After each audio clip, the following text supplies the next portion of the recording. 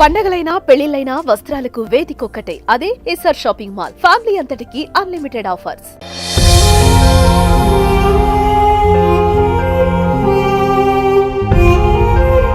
నా బిడ్డ పెద్ద పండుగకి రాలేదు, క్రిస్మస్ పండుగకి రాలేదు, నాకు లేకుండా పోయింది. Welcome to Suman TV. ఈరోజు మనం సింగరాయకొండ మండలం శానంపూడి గ్రామంలో ఎస్సీ కాలనీలో ఉన్నాం. అయితే ఇక్కడ ఒక మహిళ తగరం అమూల్య అనేటువంటి రీసెంట్ గా మ్యారేజ్ అయింది. ఒక 40 రోజుల క్రితం ఆ అమ్మాయి ఉరేసుకొని చనిపోయింది. అది ఎందుకు చనిపోయింది, ఏ కారణంతో చనిపోయింది అనేటువంటిది ఎవరికి అర్థం కావట్లేదు.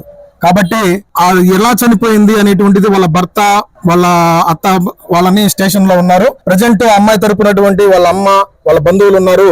ఏం జరిగింది అనేటువంటిది వాళ్ళ మాటల్లో మనం తెలుసుకుందాం. నా పేరు పాలపర్తి రమేష్. నేను అమ్మాయికి చిన్నాయన అవుతాను. మాది జరుగుమల్లి. మేము మా అమ్మాయి 24వ తారీఖు మా అమ్మాయికి మ్యారేజ్ జరిగి ఎన్ని రోజులు అవుతుంది? 30 రోజులు అవుతుంది సార్, 40 రోజులు సుమారు. పోయిన నెల 11వ నెల 17వ తారీఖు మ్యారేజ్ జరిగింది. పోయిన నెల మ్యారేజ్ జరిగింది. పోయిన నెల 17వ తారీఖు మ్యారేజ్ జరిగింది. ఇంతలో ఏం జరిగింది? అమ్మాయి అత్తగారు పిల్ల మాట వినట్లేదు, కొంచెం మాకు ఎదురు చెప్తుంది, మీరు వచ్చి అమ్మాయితో ఒకసారి మాట్లాడండి అంటే మా నాన్నగారు మా అమ్మగారు 24వ తారీఖు వచ్చి 10 గంటలకి వాళ్ళ అమ్మగారితో వాళ్ళ భర్తతో ఈ అమ్మాయి భర్తతో మాట్లాడారు. మాట్లాడి అమ్మాయికి అమ్మ అట్లా పెద్దవాళ్ళని అలా అనకూడదు, తప్పు కదా అని చెప్తే, సరే తాతయ్య నేను గబక్కన తెలుసో తెలియక అన్నాను, అత్తమ్మ సారీ, ఇంక నేను ఎప్పుడు అలా చేయను అని దండం పెట్టి చెప్పింది సార్. అందరూ హ్యాపీగానే ఉన్నారు, ప్రాబ్లం అయితే ఏం లేదు. అమ్మాయి చాలా హ్యాపీగా ఉంది. మా నాన్నగారు అమ్మ ఇంటికి వెళ్దాం రామ్మా అంటే, తాతయ్య నేను సంక్రాంతి పండగకి వస్తాను, ఆయన నేను వస్తాము, ఫస్ట్ పండగ కదా మేము ఏడు ఉంటాము అని అత్తగారు అంటుంది. ఇక్కడ మేము ఉంటాము అని అమ్మాయి చెప్పింది. ఇది చెప్పినప్పుడు సాయంత్రం 4 గంటలకి మా నాన్నగారు మా అమ్మగారు బయలుదేరి జరుగుమల్లి వచ్చారు సార్. వచ్చిన తర్వాత పండగ కదా, క్రిస్మస్ పండుగ తర్వాత రోజు 25వ తారీఖు క్రిస్మస్ పండుగ సార్. 25వ తారీఖు ఫోన్ చేసి అమ్మాయితో ఒకసారి మాట్లాడాలి, ఒకసారి అమ్మాయికి ఇవ్వండి అని చెప్పి వాళ్ళ అత్తగారికి ఫోన్ చేశాడు మా నాన్నగారు. ఫోన్ చేసిన క్రమంలో ఆమె ఇక్కడ లేను, నేను ఓగూరులో ఉన్నాను, మధ్యాహ్నం నుంచి ఓగూరుకు వచ్చాను, మా కూతురి కాడికి వచ్చాను అని అనింది సార్. మా నాన్నగారు దానికి ఫస్ట్ పెళ్ళయి 4 రోజులే కదమ్మా, ఫస్ట్ పండగ కదా, మీరు ఎలా వెళ్తారు అమ్మాయిని వదిలిపెట్టి, సరే నువ్వు వెళ్ళేటప్పుడు మాకు ఫోన్ చేసి చెప్పాలి కదా, ఒక్కదాన్ని మీరు ఎలా వదిలిపెట్టి వెళ్తారు అని మా నాన్నగారు అడగడం జరిగింది. నేను మా కూతురి కాడికి పండగని నేను వచ్చాను, అమ్మాయి ఒక్కటే ఇంటికాడ ఉంది, ఆ గోపి కూడా అమ్మాయి భర్త పేరు గోపి కూడా డ్యూటీకి వెళ్ళాడు, సాయంత్రం 8 గంటలకు వస్తారు, అప్పుడు 8 గంటలప్పుడు ఫోన్ చేయమని చెప్పి వాళ్ళ అత్తగారు చెప్పింది సార్. ఇది జరిగింది. సాయంత్రం 7:40కి మాకు ఫోన్ చేసి గోపి ఫోన్ చేసి అమూల్య ఉరేసుకుంది తాతయ్య రాండి అని చెప్పి మమ్మల్ని పిలవడం ద్వారా మేము వచ్చాము. ఇక్కడికి వచ్చి చూసేసరికి అమ్మాయి ఏం జరిగిందో కూడా చెప్పలేదు, ఉరేసుకుందని అంటున్నారే కానీ ఎప్పుడో చనిపోయింది ఆ అమ్మాయి. 11-12 గంటలకే ఇక్కడ చనిపోయిందని మధ్యలో వాడు డ్యూటీ చేస్తున్నాడు సార్. డ్యూటీ చేస్తున్నవాడు మధ్యలో పర్మిషన్ తీసుకొని వచ్చి ఇక్కడికి వచ్చాడు. వచ్చి చూశాడని ఇక్కడ చూసిన వాళ్ళు అనుకుంటుంటే మేము విన్నాము, కానీ భయపడి ఎవరు చెప్పట్లేదు. ఇది జరిగింది సార్. కంపల్సరీ వాళ్ళే చంపారని మేము అనుకుంటున్నాం, మేము భావిస్తున్నాం సార్. అబ్బాయి డ్యూటీ ఎక్కడ చేస్తాడు? 7 hours ఇక్కడ ఉలవపాడు దగ్గర ఏదో కంపెనీ ఉందండి sir, 7 hours sea foods headless, అక్కడ పని చేస్తున్నాడంట. మరి అబ్బాయి అక్కడ పని చేస్తున్నాడు, పర్మిషన్ తీసుకొని వచ్చాడు, ఎన్నింటికి వచ్చాడని మీరు ఏమన్నా ఇన్ఫర్మేషన్? ఉదయం 7 గంటలకు వెళ్తాడు సార్, సాయంత్రం ఎన్ని గంటలకు వస్తారో మాకు ఐడియా లేదు, వాళ్ళు కూడా మాతో చెప్పలేదు. సాయంత్రం 7:30కి అయితే ఇంటికి వచ్చి ఆ అబ్బాయి ఒక్కడే వచ్చి చూడడం, అమ్మాయిని చూసి అరిసాడంట.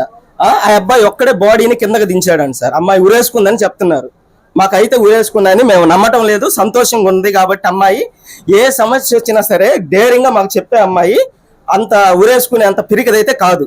ఆ అమ్మాయి మామగారు ఉన్నారా? మామగారు వీళ్ళైతే ఇక్కడ లేరు సార్. మేము వచ్చినప్పుడు పక్కన ఎటేటో తిరుగుతా ఉన్నారు.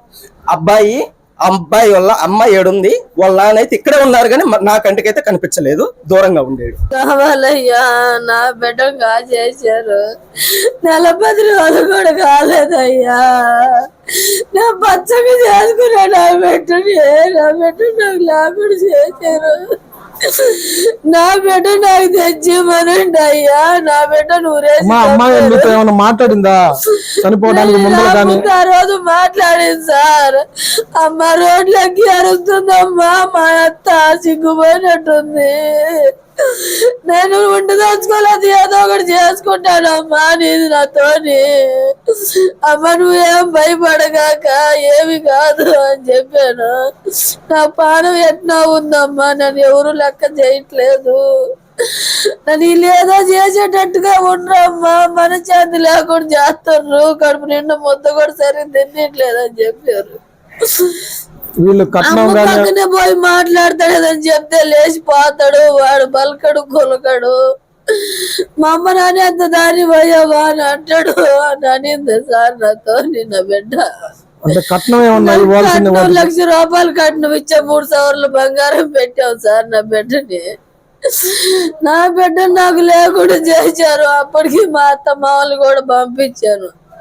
క్రిస్మస్ పండగకి రండమ్మా అంటే మా ఆయనకి సెలవు లేదమ్మా, పెద్ద పండగ కొత్తంలే అని. నా బిడ్డ పెద్ద పండగకి రాలేదు, క్రిస్మస్ పండగకి రాలేదు, నాకు లేకుండా పోయింది. నా బిడ్డ నాకు తెచ్చిండయ్యా. తాతనే 24వ తేదీ మీరు ఇక్కడికి వచ్చారంటున్నారు కదా, మీకై మీరు వచ్చారా లేకపోతే వాళ్ళు ఫోన్ చేస్తారు? ఫోన్ చేశారు, వచ్చాం. దేనికి ఫోన్ చేశారు? అమ్మాయి చెప్పిన మాట అంటాం లేదు, నువ్వు ఎక్కడికి రా అని ఫోన్ చేస్తాను. వచ్చాం మేమిద్దరం. ఇక్కడికి వచ్చినాక మావా మీ పిల్ల మాట అంటాం లేదు, ఎదురుకెదురు మాట్లాడుతుంది, పని చేయటం లేదు అని అత్త అన్నది. మొగుడు మా అమ్మతో ఎదురు మాట్లాడితే మాత్రం నేను ఒప్పుకోను, ఎవరైనా ఆయాల ముక్కు మీద మచ్చందని అడిగావో నేను చెప్పలేదు నీకు, మా అమ్మ మీదకి వస్తే నేను ఆయాల కొట్లాటకు పోతే నాకు ఒకడు కొట్టాడు, ఆ దెబ్బ ఇవాళ చెబుతున్నాను నేను, మా అమ్మ ఎవరన్నా చంపేస్తాను నేను అన్నాడు. అమ్మ జరిగిన సంగతి ఏందని అడిగా.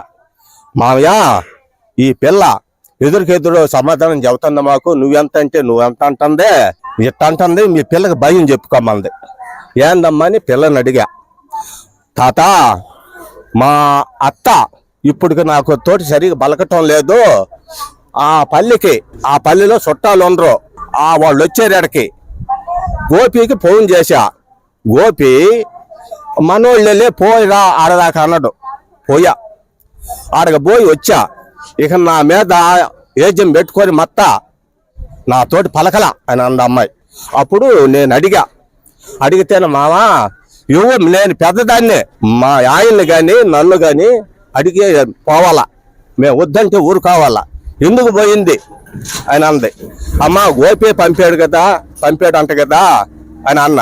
గోపి పెద్దోడు మేమా అని అంది. ఇదయ్యా జరిగింది, నేను రామ్మా ఊరికి పోదామన్నా. తాత ఈ పండక్కి పంపనంటుండ్రు అత్త మామ, పెద్ద పండక్కి వచ్చి గుడ్డలు పెట్టించుకొని వస్తాం తాత అని అంది.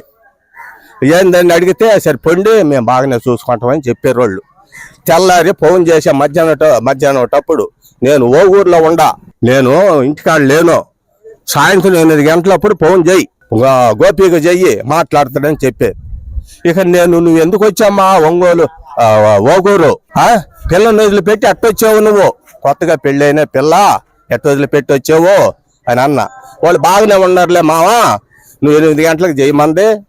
8 గంటలకే ఫోన్ వచ్చింది నాకు, చచ్చిపోయిందే పిల్ల రమ్మని. చచ్చిపోయిందని వాళ్ళు నిర్ధారణ చేశారు, ఎక్కడికన్నా హాస్పిటల్ తీసుకెళ్లారా?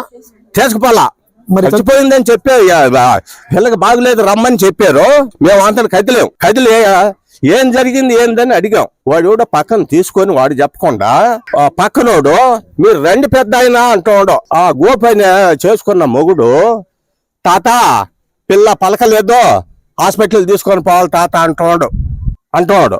ఈ సందర్భంలో లాక్కొని తాత మీరు రండి అసలు ఎక్కడికి వచ్చినాక మాట్లాడదామని అన్నాడు. ఇక నాతో వచ్చేసాం మేము. జరిగిన సంగతి వచ్చిన తర్వాత వాళ్ళు ఉన్నారా? వాళ్ళు లేరు. ఆ అబ్బాయి గోపి ఉన్నాడు. నేను నన్ను పండేసింది తీసి ఈమెమో అత్తేమో ఏడుస్తా ఉంది, ఓగూరు నుంచి వచ్చాను నేను అని. ఉరి చేసుకుందని చెప్పలేదు, చచ్చిపోయింది పిల్లని చెబుతాను. అప్పుడు వాళ్ళ మామ ఆడున్నాడు. వాళ్ళ మామ అసలు మాకు అగపడినేలే. తర్వాత వచ్చారు పోలీసులు తీసుకొని వస్తే అప్పుడు వచ్చాడు. ఎడు తామకుండా పోయి మాకు అగపడలా. ఆ అమ్మాయి మీ ఊరికి కానీ మళ్ళీ ఏమన్నా వచ్చిందా 40 రోజులు? వచ్చింది సార్, 40 రోజుల్లో వచ్చింది. ఎన్నిసార్లు వచ్చింది? ఒకసారి వచ్చింది సార్. వాడు అదారులు చేసుకుపోయాం. అంటే వచ్చిన క్రమంలో వాళ్ళు మంచి చెడ్డలు కొత్తగా పెళ్ళైన వాళ్ళు కదా ఇక్కడ ఎట్టుంటారు ఏందనేది అలా తెలుసుకునేటప్పుడు నీతో ఏమన్నా మాట్లాడటం జరిగింది అమ్మాయి? అమ్మాయి బాగానే ఉంటున్నావు నాయనమ్మ అని చెప్పింది ఫస్ట్. చెప్పి మళ్ళీ ఆడ నుంచి 7 రోజులకి ఎడకొచ్చారు. ఎడకొచ్చినాక అప్పుడు మళ్ళీ ఫోన్ చేసింది. నాయనమ్మ నువ్వు అనుకుంటున్నావు అంత మంచివాడేం కాదు నాయనమ్మ గోపి, నాకు భయం వేస్తుంది నాయనమ్మ అనింది. మా వాడు ప్రార్థన చేస్తున్నాడు, మంచి బిడ్డ అమ్మ, నువ్వు కూడా జాగ్రత్తగా ఉండని నేను చెప్తానే ఉన్నా. నువ్వు నన్ను అర్థం చేసుకోండి, నేను అనుకున్నంత మంచివాడు కాదమ్మా, వాళ్ళు మా అమ్మని చూసినావా నేను చూసినా, నాకు భయం వేస్తుందని చెప్పి ఏడ్చింది. అదే జరిగింది. నిన్న వచ్చిన రోజు ఆయనే మాట్లాడాడు. మా అమ్మని ఎవరైనా ఏదన్నా అన్నారంటే వాళ్ళని కొట్టడం కానీ చంపేయటం కానీ జరుగుద్ది అని చెప్పాడు. అది లాస్ట్ మాట అది. నేను పాదం రామ్మ ఇంటికి పాదం రామ్మ అంటే నాయనమ్మ నేను పెద్ద పండుగకు వస్తాను, నాన్న వాళ్ళు వస్తారు, నేను పెద్ద పండుగకు వస్తానే, నేను రానులేపోయానిందయ్యా. ఇంకా అది జరిగింది, మేము వెళ్ళిపోయాము. ఇప్పుడు ఈ అమ్మాయి చనిపోయిన అమ్మాయికి నువ్వేమన్నా బంధువా? మేము బంధువులు ఏం కాదు, మరి ఉంటాం, ఒక బజార్లో ఉంటావు. ఏందమ్మా అమ్మాయి ఎట్లాగుండేది, వాళ్ళ కుటుంబం ఎట్లాగుండేది? వాళ్ళ కుటుంబం మంచిదేం సారు, వాళ్ళ కుటుంబం మంచిదే. వాడు పిల్లల్ని కూడా బాగా జాక్కున్నాడు, ఒక కొడుకు ఒక కూతురు పిల్లల్ని బాగా జాక్కున్నాడు. వాళ్ళ కుటుంబం మంచిదే.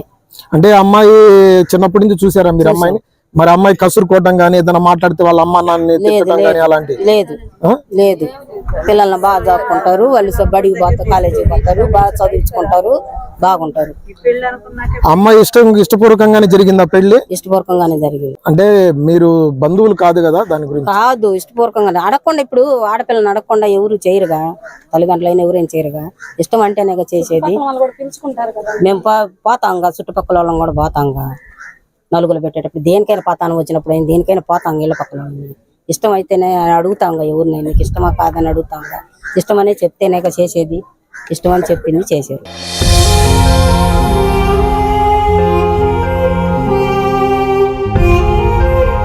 నా బిడ్డ పెద్ద పండుగకి రాలేదు, క్రిస్మస్ పండుగకి రాలేదు, నాకు లేకుండా పోయింది. సుమన్ టీవీలో మీ పర్సనల్ అండ్ బిజినెస్ ప్రమోషన్స్ కోసం కింది నెంబర్కి కాంటాక్ట్ చేయండి.